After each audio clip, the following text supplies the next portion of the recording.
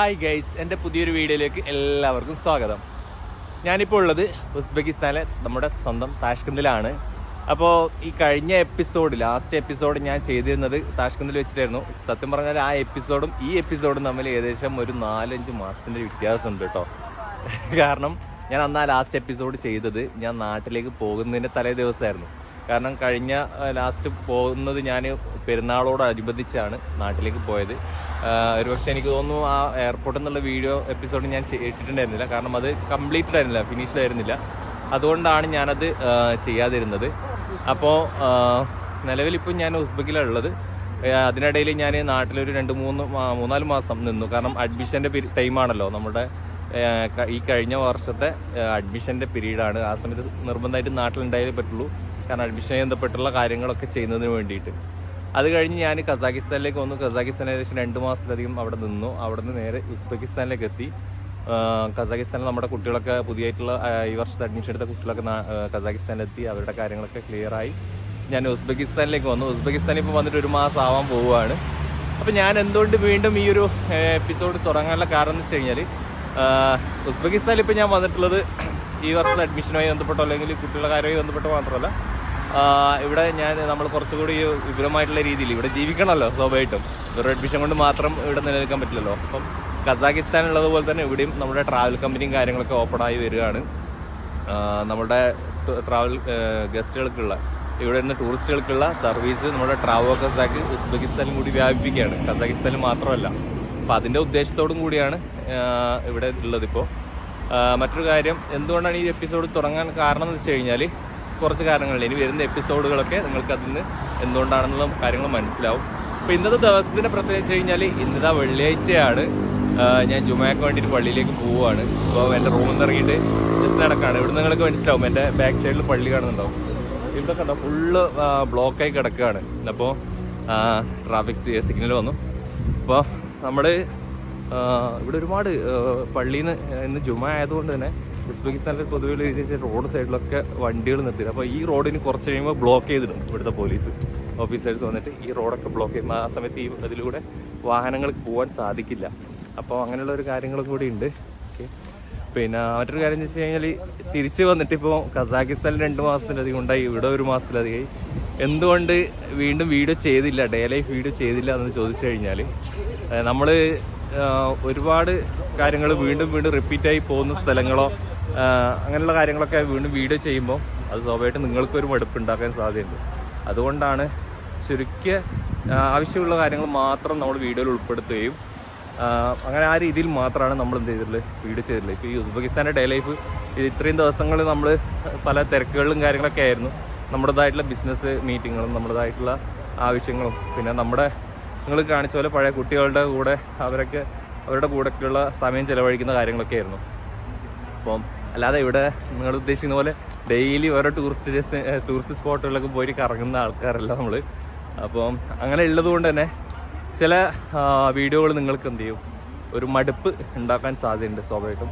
അതുകൊണ്ട് മാത്രമാണ് ഞാൻ അത്തരത്തിൽ വീഡിയോകൾ പിന്നീട് ഇടാതിരുന്നത്. തിരക്കുകളും സ്വാഭാവികമായിട്ടുണ്ട്. എപ്പോഴും നമുക്ക് വ്ളോഗ് ചെയ്യാൻ പറ്റണമെന്നില്ലല്ലോ. നമ്മൾ ഫ്രീ ആയി നിൽക്കുന്ന സമയത്തേ വ്ളോഗ് ചെയ്യാൻ പറ്റുള്ളൂ. ഒന്നാമത്തെ യാഥാർത്ഥ്യം നിങ്ങൾക്കറിയാലോ. ഇതിനായിട്ട് എന്ത് ചെയ്യണം, ഡെഡിക്കേറ്റഡ് ആയിട്ട് നമ്മൾ അതിന് ഇരിക്കേണ്ടി വരും. നമ്മുടെ ബാക്കിയുള്ള വ്ളോഗേഴ്സിനെ പോലെ നമ്മൾക്ക് ഇതിനായിട്ട് ഇത് മാത്രമായിട്ട് ഒരു പ്രൊഫഷനായിട്ട് കൊണ്ടുപോകുന്നതല്ലോ.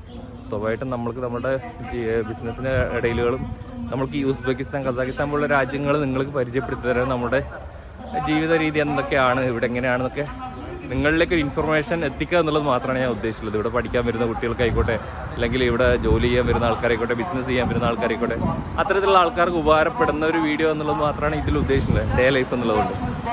അപ്പോൾ ഉസ്ബെക്കിസ്ഥാനിൽ ഇപ്പോൾ ഞാൻ ഒരു 1 വീക്ക് 2 വീക്ക് കൂടി ഉണ്ടാവും. അത് കഴിഞ്ഞ് കഴിഞ്ഞാൽ ഞാൻ വേറൊരു രാജ്യത്തേക്ക് പോവാണ്. അപ്പോൾ ആ രാജ്യവുമായി ബന്ധപ്പെട്ടുള്ള കാര്യങ്ങളും ആരൊക്കെ എന്തൊക്കെയാണ് കൂടെ ഉണ്ടാവും എന്നുള്ള കാര്യങ്ങളൊക്കെ സർപ്രൈസാണ്. അപ്പം നമ്മളെന്തായാലും ആ സമയത്ത് നിങ്ങൾക്ക് ആ വീഡിയോയിൽ കാണിച്ചു തരുന്നതായിരിക്കും. ഓക്കെ, ഏതായാലും ഞാനിതാ പള്ളിന് മുന്നിലെത്തി. നമ്മുടെ നാട്ടിൽ ഖുത്തുബ എന്ന് പറയും, പ്രസംഗം, നിസ്കാരത്തിന് മുമ്പുള്ള പ്രസംഗമാണ് കേട്ടോ അവിടെ നടന്നുകൊണ്ടിരിക്കുന്നത്. ഇത് കണ്ടോ, ഇവിടെ പോലീസ് ചെക്കിങ് കാര്യങ്ങളൊക്കെയാണ്. ഇപ്പോൾ വെള്ളിയാഴ്ചകളിൽ ഇവിടെ കഴിഞ്ഞ കുറച്ച് വെള്ളിയാഴ്ചകളൊക്കെ ആയിട്ട് ഇവിടെ ഭയങ്കരമായിട്ട് സെക്യൂരിറ്റി ചെക്കിങ്ങും സ്കാനറൊക്കെ വെച്ചിട്ടുണ്ടോ, ഭയങ്കരമായ സെക്യൂരിറ്റി ചെക്കിംഗ് ആണ്. അപ്പോൾ കാരണം വെച്ചാൽ ഇവിടെ എന്തൊക്കെയോ ഇവർക്ക് ഭീഷണികൾ ഉണ്ടെന്നാണ് പറഞ്ഞേക്കുന്നത്. മൊത്തത്തിൽ മാളിലും എല്ലായിടത്തും ഈ പറഞ്ഞ രീതിയിലുള്ള സെക്യൂരിറ്റി ചെക്കിംഗ് ഉണ്ട്. ഇതുണ്ട് ഒരു റോ ഫുള്ളിങ്ങനെ ചെരുപ്പുകൾ വെച്ചിട്ട് നല്ല വരിവരിയായിട്ട് നല്ല തിരക്കാണ്. ശരിക്കും പറഞ്ഞാൽ കുറച്ചുകൂടി കഴിഞ്ഞ് കഴിഞ്ഞാൽ എനിക്ക് ഇതിനകത്ത് ഇരിക്കാൻ പോലും സ്ഥലം കിട്ടണമെന്നില്ല. പുറത്ത് ഈ കാണുന്ന സ്ഥലങ്ങളിൽ എവിടെയെങ്കിലും ഞാൻ മുസല്ല വിരിച്ചിട്ട് നിസ്കരിക്കേണ്ടി വരും.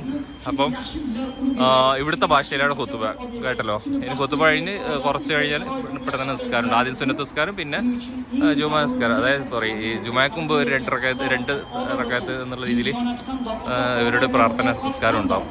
ഓക്കെ, അപ്പോൾ ഇന്ന് എല്ലാവരും കണ്ടോ നല്ല കുളിച്ച് വെടിപ്പായിട്ട് വന്നുകൊണ്ടിരിക്കുന്നത്. സാധാരണ ആഴ്ചയിൽ 2-3 തവണ കുളിക്കാറുള്ളൂ. തണുപ്പാണ് ഈ രാജ്യത്ത്, ഞാനടക്കം. അപ്പോൾ അതിൽ പറയുന്നതിന് കുറവൊന്നും തോന്നുന്നുണ്ടല്ലോ. അപ്പോൾ അതുകൊണ്ട് തന്നെ ഇതുണ്ടോ വണ്ടികളൊക്കെ ബ്ലോക്ക് ആയിട്ടുള്ള. അപ്പോൾ ഈ വെള്ളിയാഴ്ച ദിവസം എല്ലാവരും എന്തായാലും നിർബന്ധമായിട്ട് കുളിച്ചിരിക്കും. കുളിച്ച് നല്ല വെടിപ്പായിട്ട് വന്നിരിക്കും.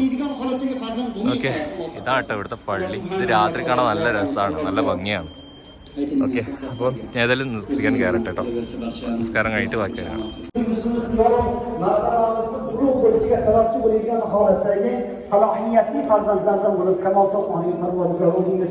എനിക്ക് മുകളിലേക്ക് കയറേണ്ടി വന്നു.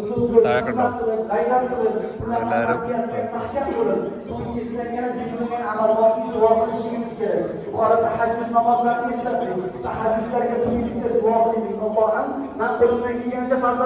അങ്ങനെ ജുമയൊക്കെ കഴിഞ്ഞു, ആൾക്കാരൊക്കെ ഇറങ്ങുകയാണ്. പോലീസൊക്കെ ഇവിടുന്ന് പോയി തുടങ്ങി, കാറുകളൊക്കെ ഇവിടുന്ന് എടുത്തു തുടങ്ങി. ഇതാട്ടോ ഇവിടുത്തെ ബസ്. ഇത് പഴയ ബസ്സാട്ടോ, പുതിയത് കുറേ ബസ്സുകൾ ഇറങ്ങിയിട്ടുണ്ട്. ഇതൊക്കെ ചൈനയിൽ നിന്നാട്ടോ ഇമ്പോർട്ട് ചെയ്യുന്നത്. ഇവിടത്തേക്ക് ചൈനീസ് ബസ്സുകളാണ് ഉസ്ബെക്കിൽ കൂടുതൽ യൂസ് ചെയ്യുന്നത്. മാത്രമല്ല ഒരു കാലത്ത് ഇവിടെ ഷെവർലൈറ്റിൻ്റെ വണ്ടികൾ മാത്രമായിരുന്നു ഒരു കഴിഞ്ഞ 2 വർഷം മുമ്പ് വരെ. പിന്നീട് പുതിയ പ്രസിഡൻ്റൊക്കെ വന്ന ശേഷം മറ്റുള്ള കമ്പനികളുടെ വാഹനങ്ങളൊക്കെ ഇവിടെ ഇറക്കി തുടങ്ങി. ഇത് ഇവിടുത്തെ ബസ് സ്റ്റോപ്പ് കേട്ടോ. അതുണ്ടോ ബസ് സ്റ്റോപ്പിൻ്റെ ഒരു കേട്ടോ, നമ്മുടെ നാട്ടിലെ പോലെയല്ല. ഈ ബസ് സ്റ്റോപ്പിൻ്റെ അകത്ത് അത്യാവശ്യം ഇത് AC ഒക്കെ വെച്ച് അത്യാവശ്യം ഹീറ്റിംഗ് സംവിധാനം കാര്യങ്ങളൊക്കെ ഉള്ളതാണ്. ഹീറ്ററൊക്കെ ഉണ്ട്. അപ്പോൾ തണുപ്പ് കാലത്താണെങ്കിലും ഈ ബസ് സ്റ്റോപ്പിൻ്റെ അകത്ത് വന്നിരിക്കാം ആൾക്കാർക്ക്. ബസ്സിനകത്തും ഹീറ്റർ ഉണ്ടാവും. പിന്നെ ഇതുണ്ട് ഇവിടുത്തെ കടകളിൽ ഇങ്ങനെയാണ് പുറത്ത് ഈ രീതിയിൽ ഇങ്ങനെ ഒരുപാട് ഫ്രീസറുകൾ സെറ്റ് ചെയ്ത് വെച്ചിട്ടുണ്ടാവും. ഇതിൽ ഒരുപാട് സോഫ്റ്റ് ഡ്രിങ്ക്സാണ്. പല ഏറ്റവും കൂടുതലുള്ള കോളയും പെപ്സിയാണ്. അതാണ് ഇവിടുത്തെ ഒരു ബസ് സ്റ്റോപ്പിൻ്റെ അതോടൊപ്പിച്ചുള്ള ഷോപ്പുകളുടെ അവസ്ഥ. ഇതിനകത്ത് പല ബാക്കിയുള്ള സാധനങ്ങളൊക്കെ വാങ്ങിക്കാറുണ്ട്. പക്ഷെ ഭയങ്കര അറവാണ് കേട്ടോ. ഇപ്പോൾ നമ്മൾ കഴിഞ്ഞ പ്രാവശ്യമൊക്കെ പറഞ്ഞതുപോലെയല്ല, ഉസ്ബെക്കിസ്ഥാനിൽ നല്ല രീതിയിൽ എക്സ്പെൻസീവായി വന്നിട്ടുണ്ട് കേട്ടോ. ഇവിടെ ഒരു കാര്യം പറയാൻ പറ്റും, ഏത് പറഞ്ഞപ്പോഴാണ് ഓർമ്മ വന്നത്. ഉസ്ബെക്കിസ്ഥാനിലെ നിലവിലെ സാഹചര്യം വെച്ചാലും മുമ്പ് നമ്മൾ പറയാറുണ്ടായിരുന്നു ഏറ്റവും ചീപ്പസ്റ്റ് ആണ് എന്നുള്ളത്. സത്യം പറഞ്ഞാൽ ഇപ്പോഴത്തെ സാഹചര്യം ഉള്ളത് തുറന്നു പറയാലോ, ഉസ്ബെക്കിസ്ഥാനിൽ ടാക്സി ചാർജ് ഒഴികെ ബാക്കി എല്ലാത്തിനും പൈസ കൂടിയിട്ടുണ്ട്. ഫുഡിനും കാര്യങ്ങളൊക്കെ പൈസ കൂടിയിട്ടുണ്ട്. പിന്നെ അത്യാവശ്യം നല്ല രീതിയിൽ തന്നെ എക്സ്പെൻസീവായി വരുന്നുണ്ട്. താഷ്കന്റ് സിറ്റിയുടെ കാര്യം കേട്ടോ, എക്സ്പെൻസീവായി വരുന്നുണ്ട്. പിന്നെ ഇവിടുത്തെ ഞാൻ കാണിച്ച ഷോപ്പുകളുണ്ട്, അവിടെ ഒന്നും ഏതിനും MRP റേറ്റ് അല്ല, ഇവർ തോന്നിയ റേറ്റാണ്. ചില സ്ഥലത്ത് ഒരു 5000 സോമിൻ്റെ സാധനമാണെങ്കിൽ അത് ചിലപ്പോൾ ഇവിടെ 6000 ആയിരിക്കും, തൊട്ടപ്പുറത്ത് 7000 ആയിരിക്കും, അപ്പുറത്ത് 8000 ആയിരിക്കും. അതായത് അവർക്ക് എത്രയാണോ തോന്നുന്നത് ആ റേറ്റ് വാങ്ങിക്കുന്ന സാഹചര്യം ഇവിടെ ഉള്ളത്. ചെറിയ കടകളിലൊക്കെ എനിക്കൊന്ന് സൂപ്പർ മാർക്കറ്റിലും കാര്യങ്ങളൊക്കെ പോകുമ്പോൾ ഇപ്പോൾ ഇവിടെ കൊർസിംഗ ഉണ്ട്, അതുപോലെ ഹവാസ്, മാഗ്നം ഇതുപോലുള്ള നെറ്റ്വർക്കുള്ള സൂപ്പർ മാർക്കറ്റ്, ഹൈപ്പർ മാർക്കറ്റിലൊക്കെ പോകുമ്പോൾ നമ്മൾക്ക് MRP റേറ്റ് എത്രയാണെന്ന് എഴുതിയിട്ടുണ്ടാവും. അതിൻ്റെ ഡിസ്കൗണ്ട് പ്രൈസും എത്രയാണ് ഓഫർ എന്നൊക്കെ കാര്യങ്ങൾ കാണിക്കും.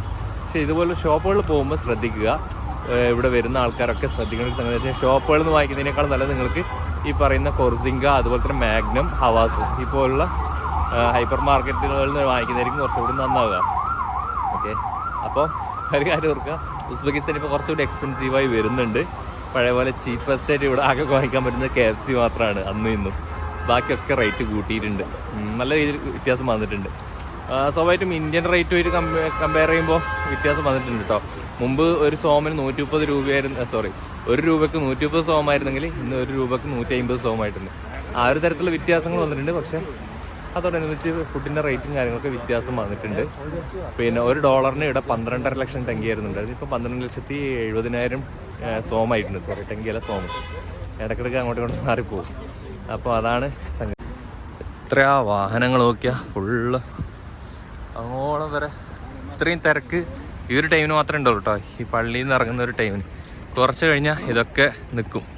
ഓക്കെ, ഇന്നത്തെ ഒരു ചെറിയ വീഡിയോ ആണ്, കാരണം ഇന്ന് വെള്ളിയാഴ്ച ദിവസമാണ്. ഇത് മാത്രമാണ് ഇങ്ങനെ കാണിക്കാനുണ്ടായിരുന്നുള്ളൂ.